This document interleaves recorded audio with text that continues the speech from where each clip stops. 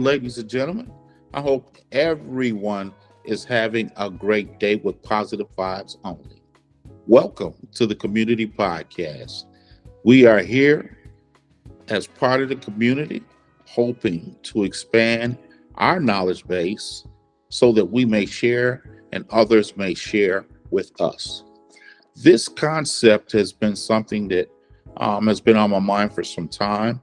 I've spoken with several people whom I sincerely trust prior to initiating this project.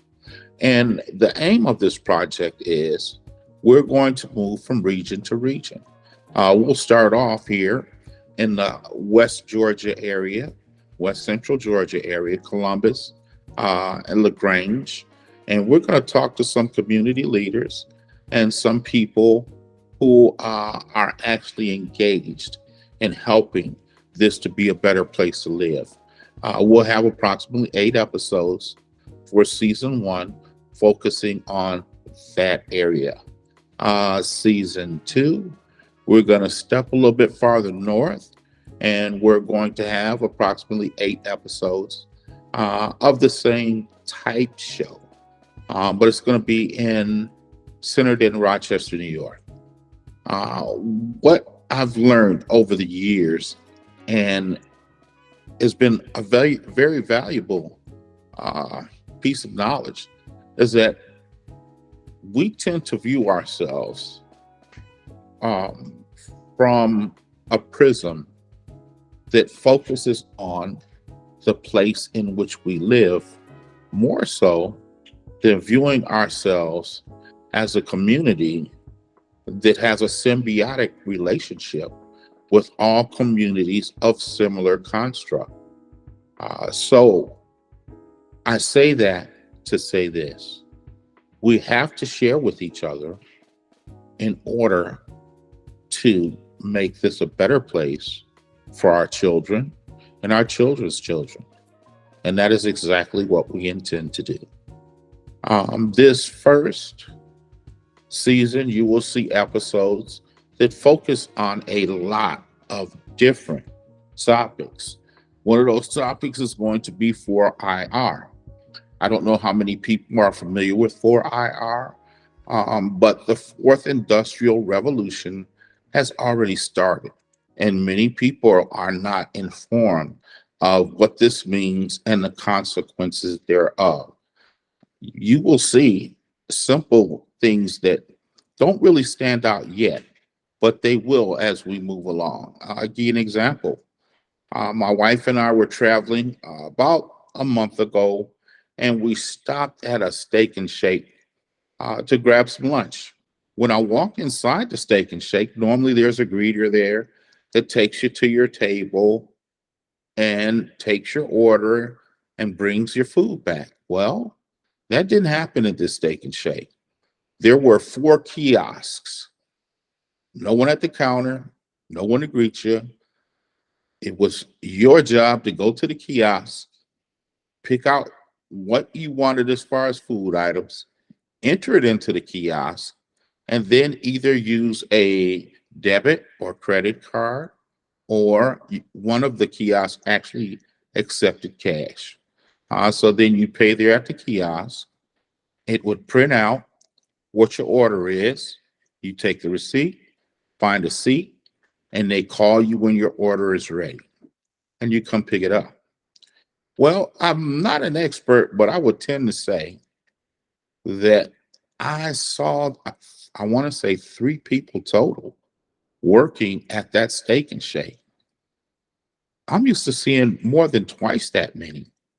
But with this 4IR and the things that it's doing with robotics and the integration of computers, artificial intelligence, all of these things are going to impact the workforce that we are used to seeing. I went to West Point about 3 years ago to visit Kia Motors with some students at a high school that I was working at. And it amazed me, not the efficiency of the line, but the robotics that were integrated into the line. There were robots that were doing the job of 11, 12 people. So when you get into that and you start thinking about manufacturing jobs in the future, it doesn't look too bright. And there's something about this 4IR that is not being communicated on a level that it should be in order for people to train themselves to take advantage of what's going to come with that fourth industrial revolution. Another thing that we really want to talk about is we want to talk about women's rights. There has been a long, long stretch of time during which women in America and other countries were deprived of the basic rights that men had. At one time, women couldn't own property, they couldn't vote. There were a lot of things that they were not allowed to do. Well, Susan B. Anthony came along and the women's suffrage movement and the civil rights movement, Roe versus Wade, and we saw those walls that were keeping women out of the mainstream of society as they should be. Those walls began to crumble. Now, we did have some invisible barriers that took their place, but for the most part, those walls began to crumble. It is my humble opinion over the last 2 years, with the Supreme Court decision and other items that I've noticed as far as legislation, people are trying to re-erect those walls. And that just can't be. We cannot have a society that does not take advantage of its best and brightest simply because of a gender or race issue. That's just not fair. And it's detrimental to building a strong society. So we're going to talk about that for a while. One of the other things that I know we're going to delve deeply into is law enforcement. As a former law enforcement officer, I can tell you there are some shortcomings that we really need to address when it comes to the justice system in America. And it goes all the way back to the origins of the justice system in America as to why there is so much distrust between the minority communities and those who are supposed to protect and serve. You have to realize that in the South, the first law enforcement officers were actually little more than slave catchers. That was what they did.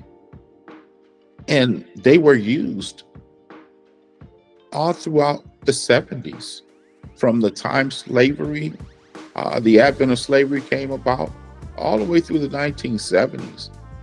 They were pretty much used to not serve and protect everyone in the community, but in the minority communities, they were used to keep people in their place.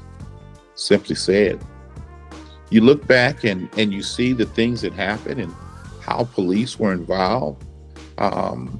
The 3 young guys that were murdered in Philadelphia, Mississippi, were taken to a jail by the police officer who then called his Klan buddies. And they came and picked those kids up in the middle of the night, caught them on the road in their car, and murdered them. I mean, that was the 1960s. That's not been all that long ago. And still, you have incidents that are really disturbing to this day. The George Floyd incident was one. Sarah Bland was another. So we have to address these issues in law enforcement in an effort to reform the justice system so that it works equally for everyone and not just those people who have a wealth of resources.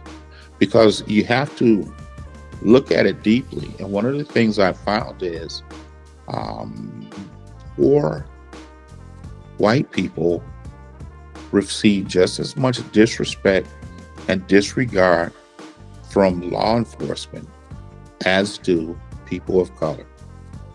And when it comes to justice in America, money is what makes the scale tip in one direction or another. Needs to definitely be addressed. Another thing that I want to talk about with the audience is education. I mean, education is the key. And we all know that without education, life can be very difficult. And one of the reasons why knowledge was denied for such a long period of time to certain individuals in this society is that because knowledge can set you free. That knowledge can free you to not only question what goes on around you, but to becoming the best person you can possibly be, to meeting your potential as a person. And once you get on that track, it becomes much easier to deal with things in society that may be wrong and put in the work to correct them. So I really want to have a very exciting season. We're going to have a website where not only will each session be posted, each interview will be posted, but also it will have a blog section underneath that video where you, the viewers, can actually bring your knowledge to the table and help us in this endeavor. And as I stated earlier, I have two regions that I want to start this off with. That's going to be West Central Georgia and upstate New York, Western New York. But after that, I am totally committed to working with some of the viewers and moving around to locations where those viewers want to have some input in their communities and making this truly a nationwide effort at the grassroots level to help us overcome the things that we have been facing for so long in isolation rather than fighting them together. Each show will be approximately 30 to 40 minutes. Uh, each guest is not going to be what most people think. And that's why I'm so excited about bringing you some of the guests that we're going to have. It will be truly a microcosm of society. So please enjoy your day. Take care. God bless. And welcome to the community, or should I say, Common Unity podcast. Please have a great day. Hope to see you again soon.